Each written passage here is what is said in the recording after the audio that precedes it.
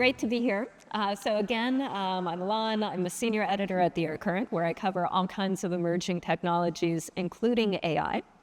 And you may have noticed recently that it's getting increasingly difficult to do anything without AI being shoved in your face somehow. So here we are, shoving it in your face again. This panel is going to be different. It's not a sales pitch for AI. Instead, what we're going to be doing is we're going to be taking a critical look at what AI is, where it has the potential to improve safety in aviation, and also where it probably won't help. And I think by the end of the discussion, you're going to have a lot of great insights into AI's strengths and its really considerable limitations as well.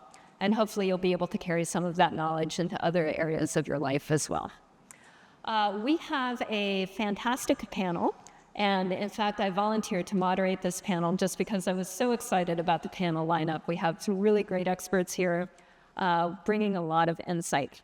And I'm going to ask each of them to introduce themselves and talk a little bit about their connection with AI. After that, we're going to talk about what AI is. We're going to talk about how it's already being used in aviation and where it might be used in the future. We're going to talk about why AI, and specifically machine learning, is different from other types of software and what that means for the ability to certify it in aircraft. And then after that, I'm going to open it up to audience questions. So if you have any burning questions about AI, get those ready for us. So with that, let's meet our panelists. So Steve. Thank you. Thank you. It's an honor to be here. I'm Steve Beland. I have a small company, Methodical Safety. I do teaching on aircraft certification and safety assessment, but the more interesting part is I retired from Boeing after working there for 36 years. I was a technical fellow in the safety organization and spent most of my time in flight controls on the development of especially the fly-by-wire aircraft and doing the safety assessment and certification strategies for that and getting it through the certification process. And what I bring to this is a discussion or a view of how do we look at the use of technologies, because there's always more technology coming on. And what I've learned is it has to buy its way onto the aircraft or onto whatever you're doing in terms of adding value. And in this case, especially for safety. And does it help us get there? And we still have to look at it with the same safety assessment process to see if we can really assure that. Hi, I'm Amy Pritchett. My background is in aerospace engineering, where I specialized in aviation safety and cockpit design. I was in academia, and then when NASA had an aviation safety research program, I was its program director. After that, I went back to academia, and I currently also chair the National Academies of Engineering Committee on Aviation Safety. Relative to AI, I have been seeing it everywhere in advanced engineering labs. I've been looking at it and I've been wondering, is 90% accurate good enough to go in the cockpit?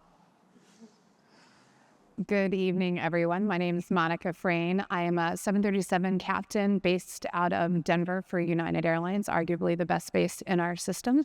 I also oversee the Flight Safety Action Program for United and our fatigue program, our safety reporting. And I'm here to talk about how we are using AI and natural language processing in our safety reporting program. All right, good afternoon, everybody. I'm Quakenbush. I am a principal aviation systems engineer at the MITRE Corporation.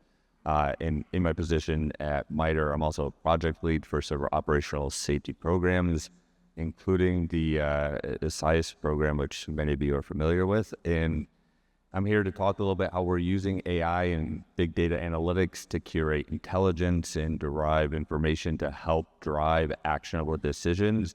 We're going to talk a little bit about some of the activities that we're researching and our footprint with AI and how we're helping our stakeholders in the FAA make those actionable decisions using these tools.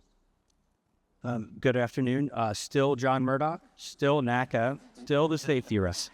But here to talk a little bit of AI, what we're looking at integration into the air traffic safety systems and decision support tools for air traffic controllers.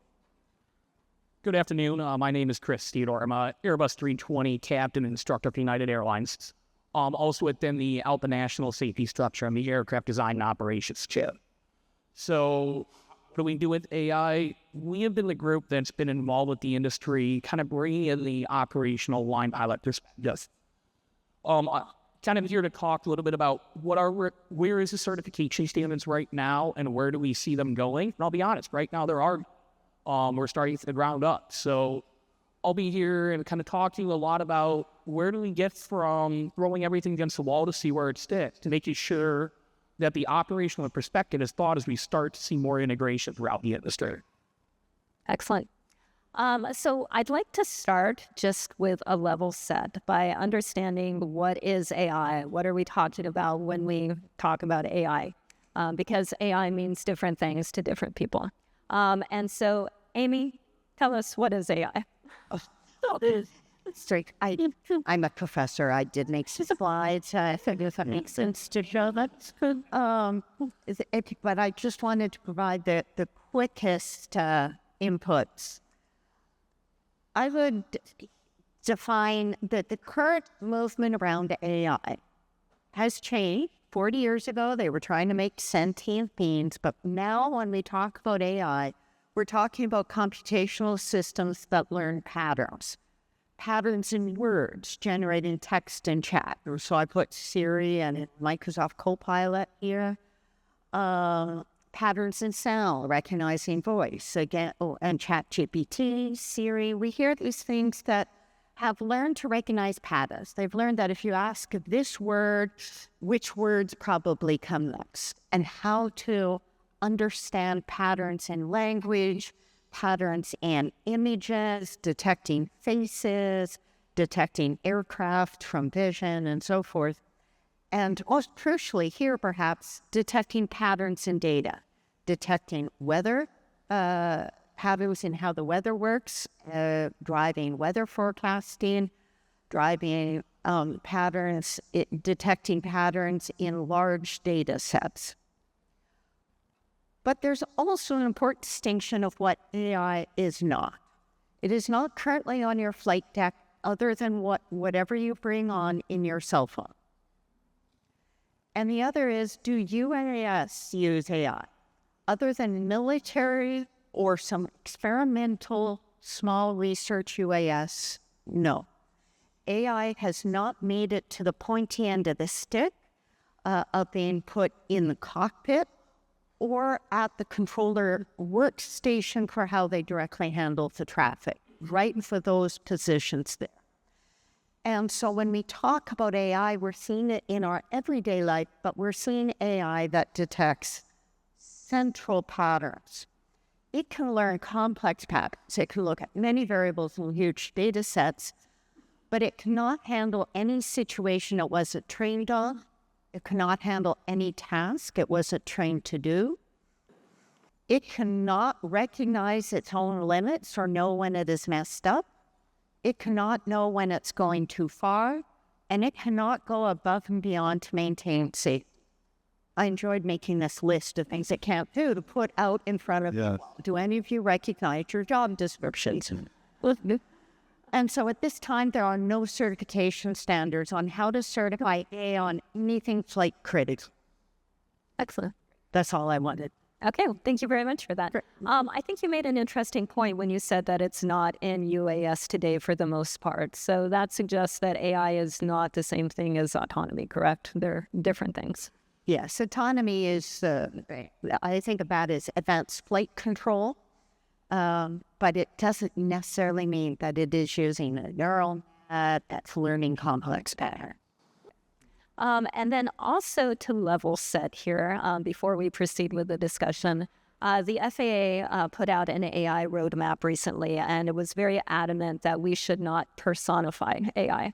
Can you talk about that, Amy? Like, why is this an actual intelligence that can do human intelligence things? Now, I nicknamed my 2007 Toyota Tacoma, which has no intelligence at all, and I yell at my toaster when it burns my toast, but that doesn't mean they're human. It doesn't mean they have human capabilities. AI is a little better at tricking you until it really messes up and you go, wow, this is not human. And so it's very important that when we think of the AI, we don't think of it as the equivalent of a human team. Okay, excellent. So I'd like to start by talking about some of the ways that AI is already being used and how this pattern recognition can be useful. So Monica, can you talk about how you're using it? Sure. So at United, we are using a form of AI when we process our aviation safety action reports, so our FSAP reports, but for across all of our 5 FSAP programs. So we're using natural language processing in order to do that. So in the past, we actually had line captains come in and they would taxonomize the reports, which is A, not cost effective, and B, not necessarily without the human bias. So now we have natural language processing that processes a report in 2 to 10 seconds, where in the past it took 6 to 12 minutes for someone to process a report. But the benefit is that it is also providing us enriched data, but it is also allowing us to more proactively identify hazards. And how it does that is by applying a standard categorization to each report. So when we have standard taxonomies on our reports, and all of those reports that are within that same subject are categorized appropriately, then we get richer data sets and better data fidelity. That also then allows us to identify hazards from a broader level. So we still have analysts who go through and they ensure that those taxonomies are correct, because it's not always correct. It definitely has some limitations, but it allows us to identify the hazards at a broader level, and then we can go in and really analyze the data, do a deep dive, and validate the data as well. Excellent. So, and Kyle, how are you using AI? Yeah, absolutely. So very similarly, we're doing some auto classification with some models as we ingest safety reports, standardizing the way that we're classifying the information. It makes the analysis a lot easier, and it, as Monica was pointing out, you can infer better insights, or at least get to a better understanding of the information that is in your system. But we're also applying AI in several different ways. We're exploring analytical capabilities using machine learning techniques, as well as workflow process enhancements. I'll give a couple examples. And more recently, we've been exploring the time series data anomaly detection. So FOQA data, how do you start to use machine learning capabilities to detect anomalies within FOQA data? Very similar, we're approaching this as what does the analyst do today, and how can we do it maybe a little bit more efficiently? So we've been looking at recommender systems. So similar to like when you're watching Netflix, you watch a movie, it's an action-based movie. At the end of it, or the next time you log in, it says, here's all these action-based movies you might like. We're feeding it an event of sorts. So similar, if an airline has a high-profile event, feeding it the parameters and track information, and then asking it to provide us examples of additional flights that fit that event signature. And it works. It's pretty good. It gives you things that match pretty well. Some flights that may be very similar to the event, but also what was very interesting is it starts to pull in information or flights that you may have overlooked, right? And we see that as a strong benefit to the analyst in their workflow process, that when they go and they're combing through the data using various different techniques or the tools at their disposal, here's another tool to help make that workflow process maybe a little bit easier and provide better insight. So we're working with a couple of airlines, testing what that looks like, but it's always been a challenge to work with time series-based data. Additionally, we're using generative AI within the system. So if you've ever had has a scientist ever studied this question, we began feeding generative models all of our historical analysis that we've done over time. And that way, when somebody has that exact question, you can interact with that model, that chat. It'll summarize it won't just find your reports, but it will start to summarize the key themes of the root causes that we identified and really start to bring forward a lot of that enriched information. We get asked quite often, when was the last time you studied TCAS RA risks at Burbank? And we've studied it a lot, and we've come forward with a lot of different aspects or safety information and intelligence. So instead of having to have a conversation, pick up a phone, call me, it's a much easier process to just start working within the system. John, what are some potential uses of AI that you're tracking? Yeah, so currently we're not using AI as stated in the operation. But the initial look at AI and where we can use it as a tool is, as discussed, really in the safety reporting and our safety systems. And is it able to go and look at these large data sets and quickly and efficiently provide us information back? For example, ATSAP, that's the air traffic ASAP program. Since its inception, there's coming up on about 250,000 reports in there today. So if we query that system and we get tens of thousands of reports back, it's really taxing for humans to figure out what's there and what's not there. So leveraging the capability of AI to weed through those reports quickly and maybe summarize it, bring commonalities out to us. That's one spot we're looking at it. We're also looking at potentially doing something similar as United is putting AI into the reporting program, where a controller submits a report. It would then help query the controller, maybe ask some questions of saying, hey, have you considered this? Or this might commonly be reported in this type of incident. Is there anything here that you'd like to add? Those types of things. So we get a little bit better and more robust reporting. So obviously there's some real tangible benefits that you're already deriving from having this technology. What are some of the things that you have to be concerned about when you're deploying it? And how are you, addressing some of those challenges? Monica, do you want to start about how, you're using it and some of the potential pitfalls and how you try to avoid this? Yeah, great question. I think the big takeaway is that AI is not a replacement for having human eyes looking over the data. So for us, just common errors that it makes are, for example, if it sees bird strike, it automatically taxonomizes it as aircraft damage. Well, that's not necessarily the case. Or it sees, it says unstable in the approach, it automatically taxonomizes to unstable and continued below 50 feet or whatnot. So it's taxonomizing them incorrectly. Or say it sees runway incursion. Well, you might be reporting someone else's and not actually your own. So it definitely has limitations that require our analysts to go in and fine tune them so that we make sure we're actually getting accurate data and that we don't have trends inappropriately showing up that don't actually exist. It often categorizes almost everything as SOP or noncompliance or regulatory noncompliance, and that isn't necessarily the case. So those are some limitations, and I would say how we are proactively mitigating against that is to continue to have humans involved in the data process and making sure that it is actually giving us reasonable feedback when it's taxonomizing our reports. Excellent. Kyle, what are some of the concerns that you see? Share a lot of the concerns that Monica was just highlighting.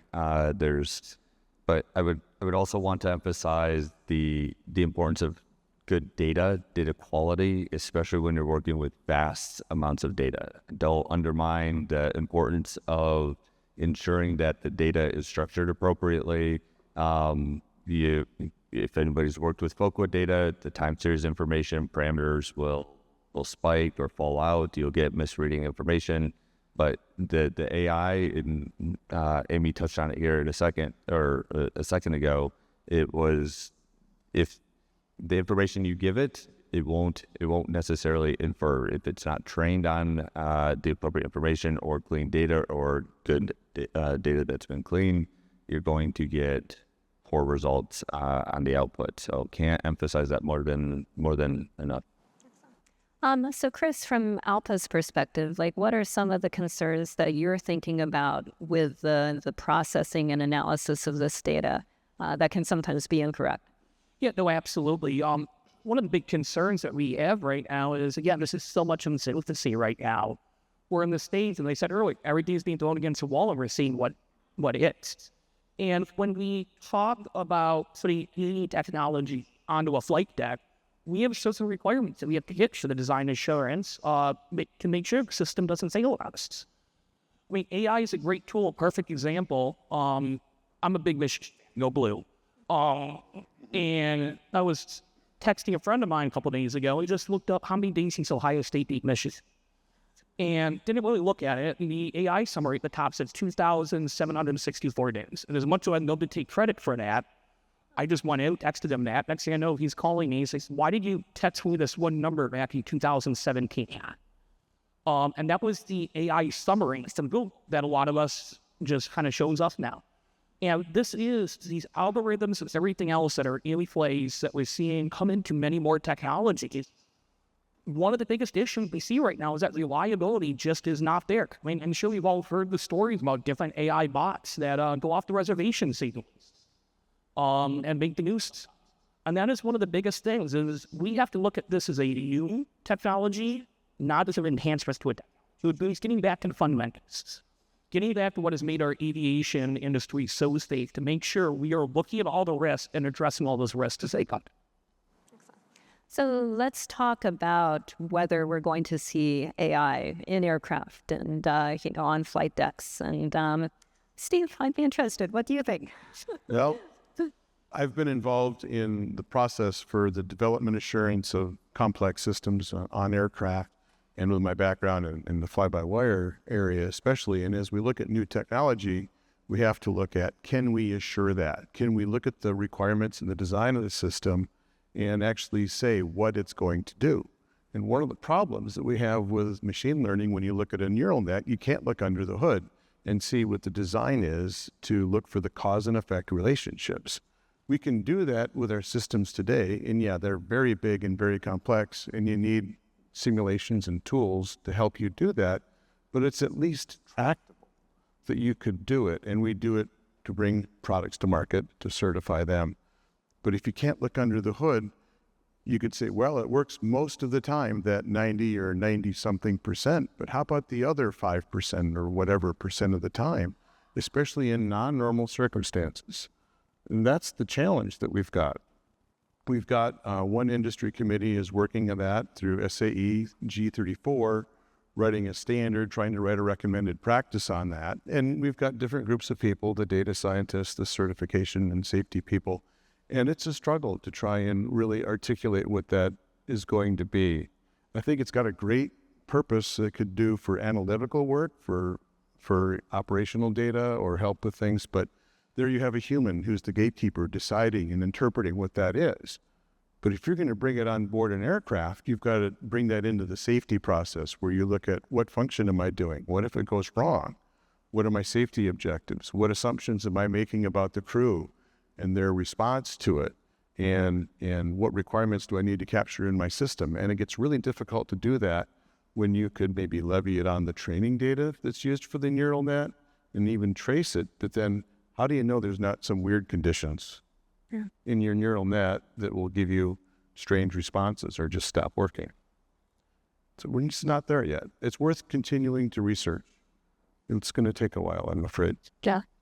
And Amy, how do you see, the potential uses of AI in aircraft or?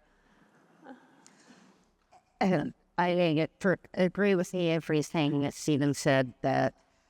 And with it, I also look in an aircraft at the business case for it. Why do we have two crew for emergencies in case of problem? Not because of the everyday thing that it would be easy to train AI on. Yeah. And so the business case for the pilots is for handling the off-phenomena, the abnormal, the truly bizarre, the engines on fire.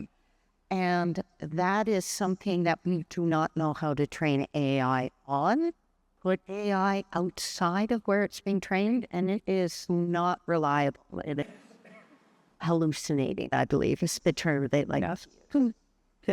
And so I personally don't see anything in terms of primary flight instruments and the primary system. Now, my husband and I have an old Bonanza, and it has new avionics, satellite radio. I think I have better info than you do in my Bonanza. And who knows how much of that NextRad and ADSBO, everything is being filtered through some AI to help give fees. But that is all listed for SA only. And only in that lower tier Part 91 operations where we have a difference. Oh, yeah.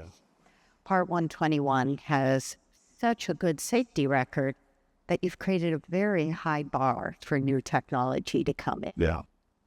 Especially one that bills itself as being disruptive. We don't like disruptive 121. Yeah.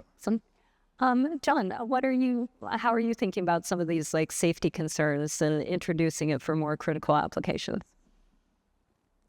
So I in our world, if there was a desire or programs that wanted to implement some kind of AI tool into air traffic operations, we would definitely want that to be a tool that provides options and potential solutions to a controller, and the controller, the human, would be the decision maker on what would and would not occur. We've seen enough, or it's just very easy errors, or like some, and I assume it's due to the infancy of some of the AI stuff, but the system's complex, and as the system and AI grows, right, it doesn't know all of what we know. Right. And so making sure it's changed. So I guess just what I'm trying to get to is like, if we're going to implement something either in the safety data world into the air traffic operation, right, that informs, but it doesn't decide.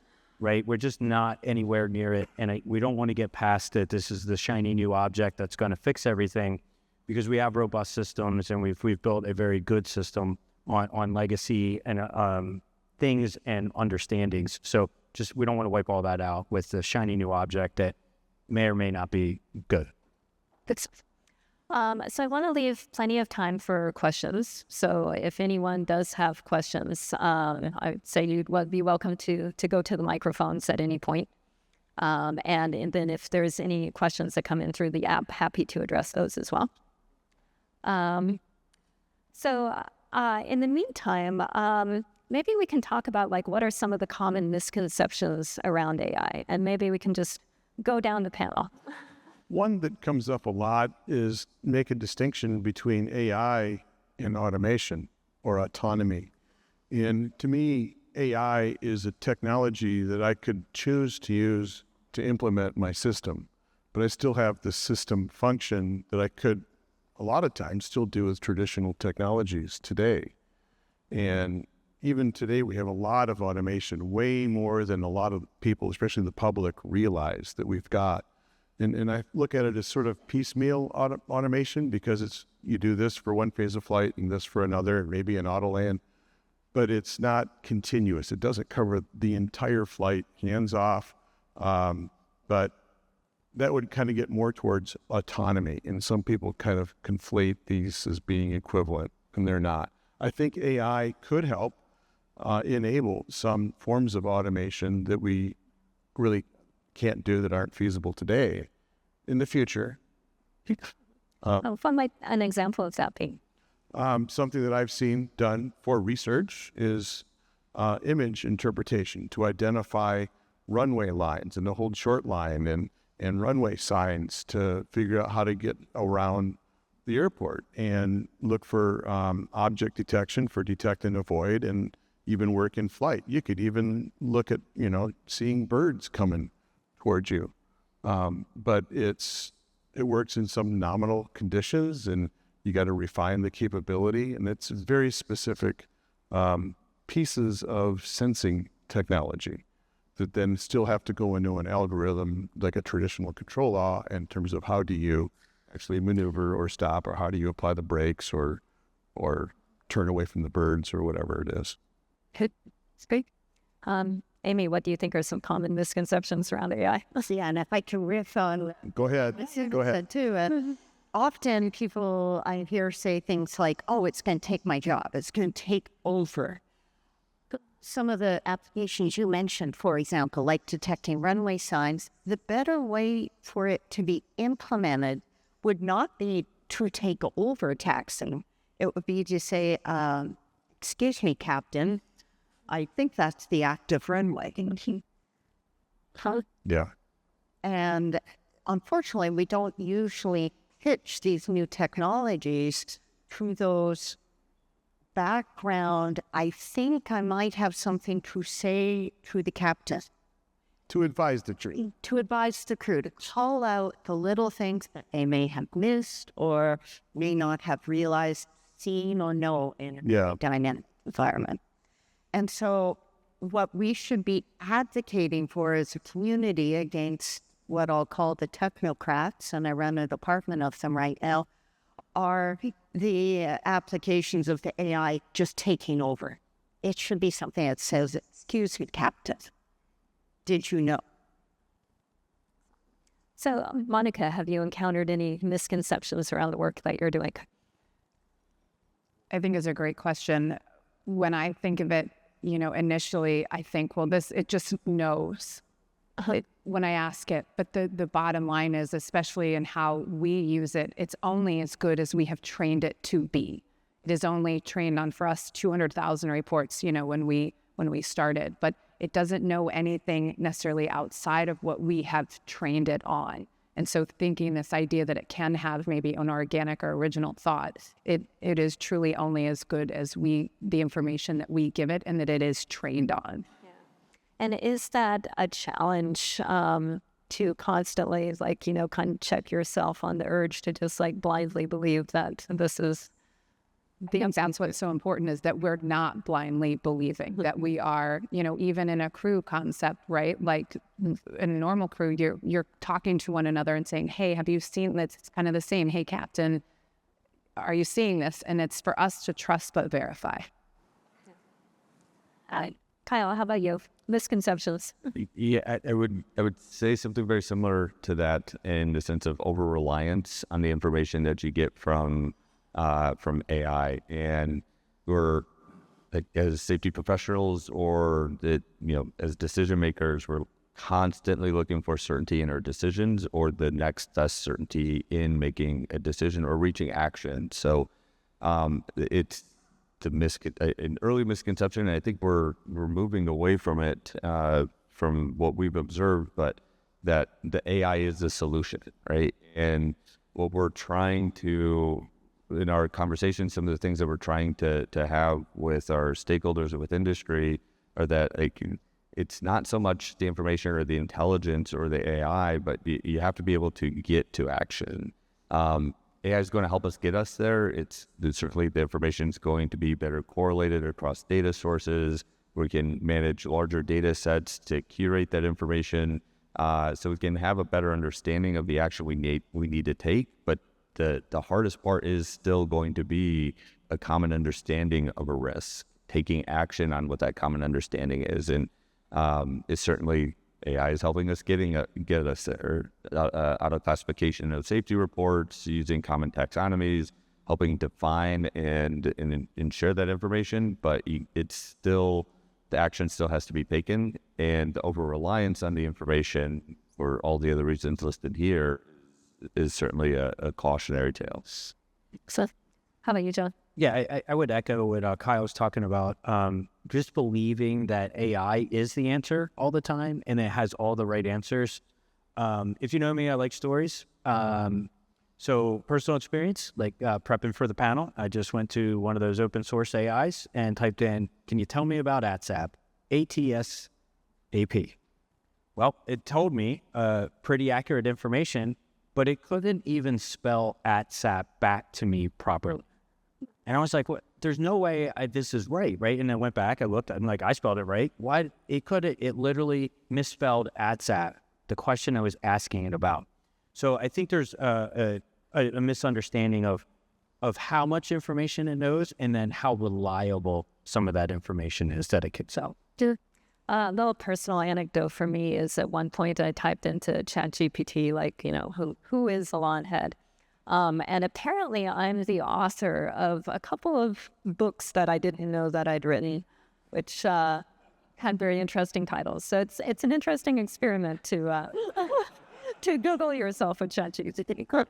So, Chris, what kind of misconceptions? Yeah, no, to echo what everyone else said, I think it's artificial intelligence is a great possibility for situational awareness, increasing all of the information that we take in as pilots. We might show up to a trip and we don't think about it any day or much more just because it's our everyday job. But you're taking in so much information when in reality, what I'm thinking about is I just lost my good 16-hour overnight Cancun to go to Nebraska. It's doesn't. That's what's on our mind, but there is so much other data we have to have from getting to the hotel, getting to the airport, getting the flight safely off the gate and complete the flight. And that is where there is a benefit on AI to help us increasing our situational awareness. I know as pilots, we all hear the term or situational awareness. There are some benefits out there. One of the best things the FAA has done is taking a stance against personifications AI. I think as we all saw when AI was coming up, we almost thought it would be this little computer walking around that we'd be having conversations with. And that's not what it is. It's not another human being. And that is one thing that you have to remember. The data that goes in, the data that comes out is only as good as the data that goes in. And we need to keep everything that we get out of the AI algorithm, but we need to take it with a grain of salt. So I see there's a question available via text message. Yes. Are the panelists quantifying AI errors? In other words, for those using it at United, etc., are they collecting the errors in a way that makes clear that, for example, a certain percentage of the time AI is wrong? Do they have any idea how often it is wrong in the data analysis? I think I've heard it. If my answer is a little bit off base, I apologize. But so it's AI assurance is certainly something that we are concerned about, that we're focusing in on, and we're doing. I'll use an example for generative AI models that we're deploying in our size system, but we've created benchmarks across different performance metrics for the use of some of these different models, and we test it by asking it different questions in different scenarios, and we use humans to assess what those responses are. So we have an understanding on various different performance metrics on how well that model performed. So the right tool for the right job, one model may be better at answering certain aviation questions versus general organization or data organization responses, or summarizing information a little bit better. And taking that approach to integrating an AI model is absolutely critical, and the whole space of AI assurance is something that is being explored or is being implemented very well. Monica, do you have any estimate of how often your models get things wrong?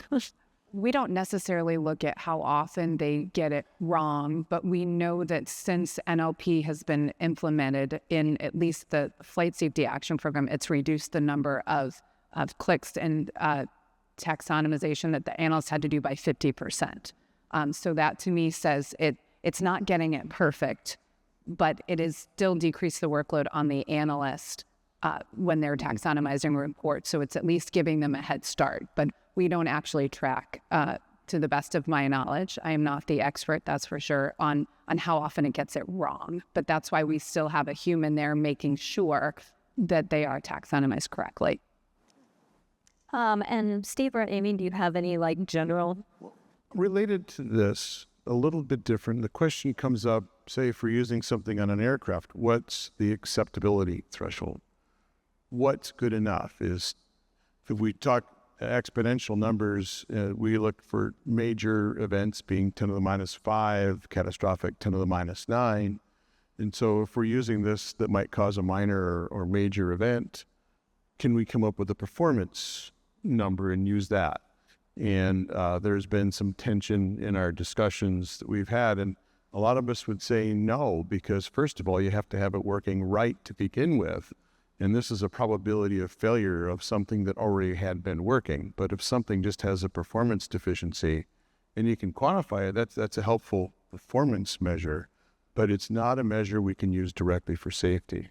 Just So that's something that we still have come up a lot and have to find a rule for that. one major area I see AI helping out a lot with is weather forecasts. Estimating when that CB will arrive over the metering point into Hartsfield is very valuable and helpful, but it's just helping improve the estimate. If we said, is it always exactly right, that's kind of an unfair metric. Yeah. And likewise, we don't want to take any weather forecast and stake our life on it, right? We might plan around it, but we will also plan the diversion airport, the contingencies, and be braced to have to go around to the northwest corner post instead of over Lake Nan. We have a very patient audience member at mic 3. Please go ahead. Hey guys, I'm David Silvestri, Safety with Mesa. I want to shift the focus here a little bit. We talk about all the potential of AI right now, but what about the other side of it? It's going to derive a lot of energy. So I wanted to talk about the environmental impact on this too, water usage, CO2 emissions. So as considerations have been given to the government and private agencies about how we're going to deal with massive energy demand going forward with AI. Does anyone have any thoughts on the environmental impacts of AI and where that fits in the calculus of, is this worth it for what benefit it delivers? By environmental impacts, are you talking about the energy required to train the massive systems? Yeah, and plus, I mean, just the massive drain on the grid, on the energy grid too. Yeah, they say it's even raising electricity prices. Exactly. So, And will that lead AI to some crisis point where they say maybe this model is not sustainable? I don't know. I think most of that use is coming out of, say, consumer electronics, chatbots from my bank that don't work very well, and other similar, more consumer things. But it may start to become a limiting factor. As a journalist, I'd like to put a plug out for some fellow journalists. I think a couple of publications out there are doing a really good job of covering this impact and, what are these hidden costs of these AI systems. Heat Map News is one that I think does some good coverage. MIT Technology Review also has some good coverage. So I think that there is, some discussion and awareness starting to grow about, what is the impact and is it worth it for what the benefits we get are. But I think that the developers of these large language models in particular have tried very hard to minimize, the public awareness of what those impacts are here. So, for you. Okay. great. And we have a question at mic 2. Hi, everyone. Very interesting topic. Really can get in with ALPA Canada. I started flying professionally in 2007. So that making me a child of the Majat. For those of you who get it to the reference, you will know what I mean. If you don't, it means that we were labeled as a generation of pilot that was over-reliant on automation. But through training, through experience, and through, which I think is the most understated factor, is professional culture through the organization. We managed to continue trusting while verifying a little bit more and to be able to operate this.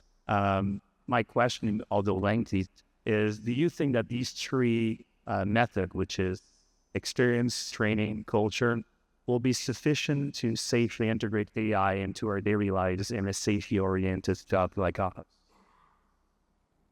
So, does anyone want to take that?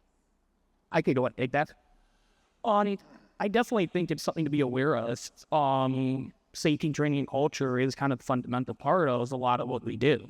Anytime you're introducing something new like AI, there is a risk to change anywhere in. And it's something that will have to be actively managed as it comes on to make sure that we don't lose what we have and we continue those three tenets, because that really is the underpinning of what makes this aviation industry so safe. I could add just a little bit. One thing I would think about too is if it enables future automation, something more sophisticated that we haven't been able to automate before, I would really, because of the background I have, I would ask, what were the assumptions in the safety assessment for the use of that automation? Is it consistent with the crew training and the procedures, checklists, and what if it doesn't work? So some of that might be behind, the proprietary information of a company, but at least you need to have enough to at least do some vetting of what are these assumptions, and is the training that's either provided by the airframer or built upon by the operators going to be enough to deal with any uncertainty in that? There's probably parallels with the autoplate system coming into play in the 1980s and 90s. Hey, look at this. You turn on the autoplate, all you gotta do is sit back until you're off screw. It can land itself. And then we had Cali and numerous other mode awareness. How do you use the autoflight? And we realized you can't just plug new technology in without looking at the training and the procedures, looking at how are we using it and what roles does it mean. So we've had really neat studies in the 80s and 90s found that the first officers were understanding how to use it, and the captains were like pulling out their reading glasses, trying to figure it out. And it changed the dynamic left seat, right seat, for example. And so having an awareness and understanding to properly implement it into the integrated system is very powerful. Yeah. And I think we have time for one more question. I see that we have a text question available. Yes, so this one deals with data security. With AI being used to analyze data such as FSAP reports, how secure are we from personal data breaches or hacking?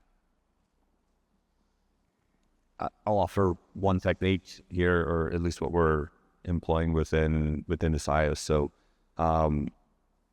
with the integration of AI models, we're doing a closed loop system. So we are using commercially available products and models that are available by industry, but by pulling those into or integrating them with our big data platform, we're ensuring that the use of those models, the queries, the data that it has access to is not being sent back to whatever company has developed that model for any training purposes at all. So it is important that when we talk about data security, you also talk about the use of these types of models and understand that when you do use them, it's sharing a lot of information back for training purposes. And so you have to close the system, close the environment that you're interacting with these models. And the more complex of the system, right, we're using cloud storage systems. We have a data platform and its cloud system. We're ingesting from multiple different cloud systems. Every connection point produces a potential vulnerability to the overall architecture of what I'll say is the SI system. So it's a very valid concern, but you can make sure that when you are employing them or integrating them, you control the type of access that those models have. I can say at United, it's essentially like a filter. So it comes in, the NLP takes what it needs, it filters it, and then it puts it back into our program. So to keep it really simple, it's like WhatsApp. So the data goes in, it gets scrambled, encrypted, and then it sends it back. So while they're working together, that's somehow how it manages to do it securely. As I said earlier, too, where AI is in certification standards in aircraft is very much was an emphasis. The census doesn't exist right now. And one of the reasons it has been moving a little slowly is because of this exact question: is how do we address these data protection questions? How do we make sure this data isn't going to get leaked out there? There are those additional cybersecurity concerns. And to be honest, we don't have the answers yet, just because it is very much an emphasis. We're working through that, the certification side of the standard side. We'll get there, and we will have an answer one day. But right now we don't. And that is kind of the big question. Like I was saying, everything's being thrown against the wall. We're seeing what's sticking. A lot of the things like sticking, you need to get around the data protection part of it. Great. So I know some people have planes to catch, so we need to wrap up on time. So I guess that's it for us. It's been a great discussion. Thank you so much to all the panelists. Thanks to the audience. Thanks for the great questions. If you have any further questions, I'm sure you can catch any of us after the panel. But yes, thanks very much. And thanks to ALPA for the great discussion.